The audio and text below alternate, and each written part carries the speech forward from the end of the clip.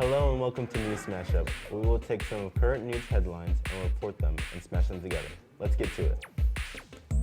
First up, ship catches on fire carrying luxury cars. Last week, hundreds of luxury vehicles in a ship were lost at sea due to a fire. Luckily, there was no fatalities.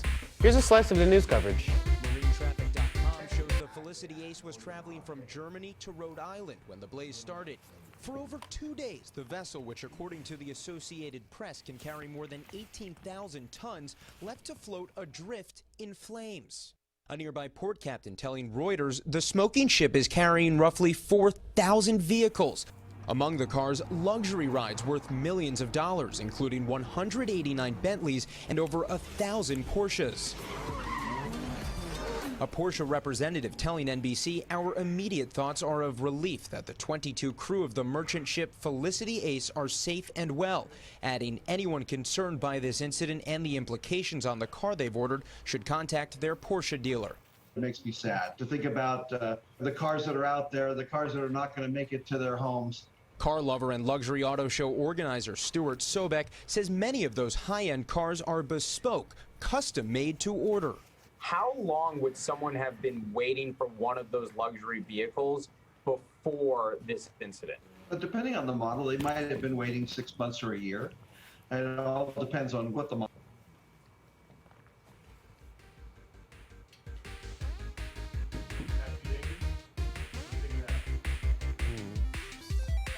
Very interesting, huh? Very interesting. All right. Anonymous targets Russian networks. The hacker group reacts to Russian aggression in Ukraine. This is a message to Vladimir Putin from Anonymous. The group calls itself Anonymous. Unaffiliated hackers around the world now putting Russia in the crosshairs. Members of Anonymous have declared cyber war against your aggressive regime. They claim they've already targeted more than 1,500 Russian websites, including Kremlin-controlled news agencies, the Ministry of Defense and Space Agency, Russian oil companies, internet providers, even TV channels. And is targeting Russian websites. The group that has also targeted U.S. sites in the past now says Putin's regime is fair game. Anonymous claims to have hacked a Russian Ministry of Defense database and even a Russian nuclear institute. What role does the world's most famous hacker group play in this conflict? And could Anonymous even hack into nuclear weapons systems? Anonymous is a hacker collective that is organized in an informal and decentralized way. Therefore, it is often impossible to attribute their actions with absolute certainty. But hackers linked to Anonymous have claimed the following. Allegedly, Russian state television was hacked to show images of the war. And documents from a Russian Ministry of Defense database have been published. Another hacker linked to Anonymous claims there were attacks on Russian government websites, news agencies, and banks.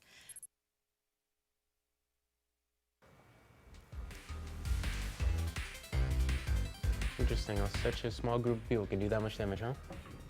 All right. Ban on Russian oil. President Biden announces another sanction. President Biden banning Russian oil imports and warning us all we're going to be paying the price at the pump. We're banning all imports of Russian oil and gas and energy. Americans have rallied to support their Ukrainian people and made it clear we will not be part of subsidizing Putin's war. A new poll out today shows 7 in 10 Americans support a Russian oil ban, even if it means higher gas prices. The president mentioned that, listen, some of our allies aren't in that same position, but we already have seen some of them start to move in the same direction. The UK announcing that it would be gradually weaning itself off of Russian oil, and I would assume that many of our other allies would follow suit whenever they can. Well, I'm glad I don't drive. I don't have to pay all that oil. Sam. STEM player. Kanye introduces a new music player device. Welcome back to The Factor Uncensored. Let's talk Kanye West. Not his personal drama. We did that last week and had enough of it. But the tremendous success he had over the weekend with this. This is a streaming service he created by him and for his music only. The STEM player has already ranked in more than $2 million. He's keeping the other streaming services out of the mix. It reminds us of the old Prince formula long ago when he walked away from the major labels. So Is Kanye changing the game? I have the Yeezy Tech Kanye West stem player from KanyeWest.com. Now these things are made to mash up stems from Kanye's new album. You can also upload your own tracks and mash them up. Yeah, because stem players probably are the way music is kind of moving forward. Ye had announced his new album Donda 2 would be streaming exclusively on his branded stem player. Well, on Friday, he posted that he has sold more than 6,200 stem devices in the past 24 hours, with sales totaling over $1.3 million. He stated, "That's faster than I've ever sold any t-shirt. God has a plan, new frontier." He also touted he rejected big bucks from other services at a Netflix event. He stated, he claims that he passed up a $100 million deal with Apple for his new album because he couldn't meet with Apple CEO Tim Cook. Is that And he I don't netted know. 100% profit off of each one of those stem players, whereas if he had sold 220,000 albums, he would have netted 12% of the profit. But I think stem players are definitely something that we can look at moving forward, and maybe kind of get to a point where they're not $200 for a stem player, but maybe something a little bit more reasonable priced. But basically what he's doing is he's releasing it through his stem player. So he's saying Donda 2 will only be available on my own platform, the stem player, not on Apple, Amazon, Spotify, or YouTube. Think you're gonna buy yourself a stem player? Nope. Don't say gay. In Florida, there's always a new way they find a way to make the news. The following is not the opinion, position, or interpretation of Spartan News. It's just a news mashup. We've seen instances of students being told by different folks in school, oh, don't worry, don't pick your gender yet, do all this other stuff. They won't tell the parents about these discussions that are happening.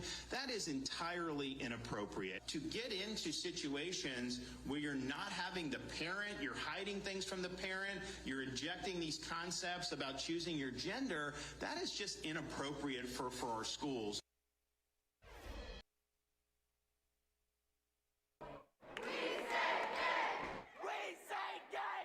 As loud as they were, the quiet emotion of the Senate's openly gay member from South Florida got the attention.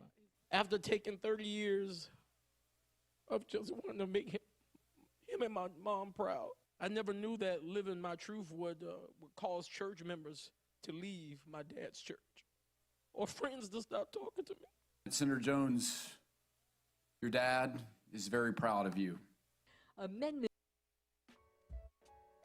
Record the vote. 22 yeas, 17 nays, Mr. President. So the bill passes.